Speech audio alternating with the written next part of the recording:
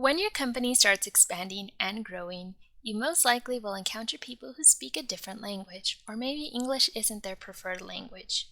Here at Zenphi, we believe that language shouldn't be a barrier, so I'm going to be showing you an action that many people aren't aware is available within Zenphi. We're going to take our standard quote generation flow that we've shown you many times before and use it to be able to translate a document. Let's go ahead and get started. Let's say you want to be able to request a quote for a client. Let's say this client speaks Spanish. We're going to start our flow with a Zenphi form trigger. You can add as many questions as needed. For example, the company name, company email, project name, amount. Since I want the quote to be valid for a week, what I'm going to do is first use our current date time action since I'm able to select the format I want it written in within the Google Doc.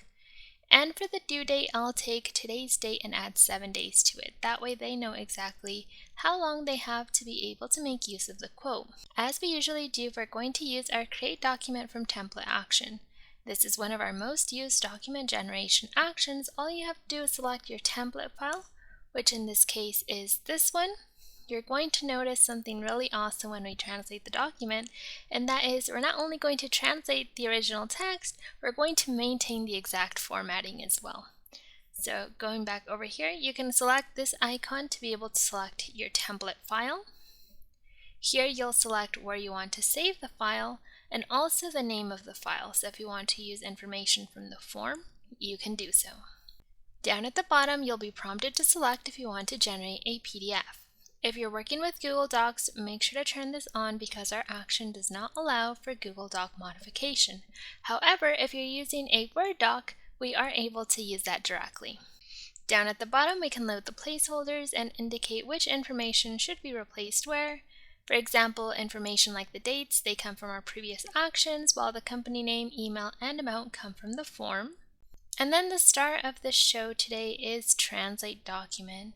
Now, this action is going to allow you to translate documents, and it supports PDFs, like I mentioned, Microsoft Word, Excel, and PowerPoint. So if you want to be able to translate maybe a slide deck that you have for a new client, or even a spreadsheet, you can also do that. But like mentioned, if you're working with Google Doc, make sure you export it as a PDF first. You'll need to indicate the source document, the source language as well.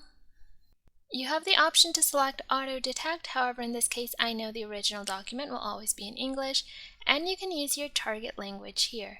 So what's awesome is you can also add an option in your form to select the language you want to translate to and then add some branching logic to be able to decide which language it should use, making it even more inclusive to different languages.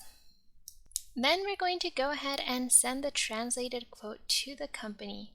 So here we have a standard email template in Spanish, and once again, if you combine it with the branching logic I mentioned earlier, you can create a different template based on the language and then just simply send the attachment down at the bottom. Let's go ahead and run the flow and see what this looks like.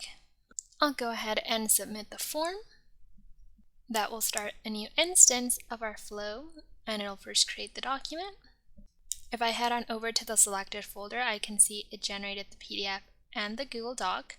So it looks something like this once it's filled out. So you could go up to this step if you want to send just a standard, regular, untranslated document. And you also have the PDF version that you can use if you want to combine it, let's say with e-signature. We have DocuSign, we have Anature, we have Adobe Sign. And if we refresh the flow, we can see it's already sent out the translated quote. So let's go ahead and look at that email. Now if I take a look at the translated document, I can see that here it respected the formatting with the line breaks, it added the line in the middle of each section, it also respected the size difference between the fonts, so that's awesome. That's one thing that can make your company go from one level of customer support to another, because you can attach both quotes. The original, that way they can sign perfectly fine, but also look at the translated version in case English isn't their preferred language. So if you have any questions, make sure to leave them down in the comment section, and we'll see you in the next tutorial.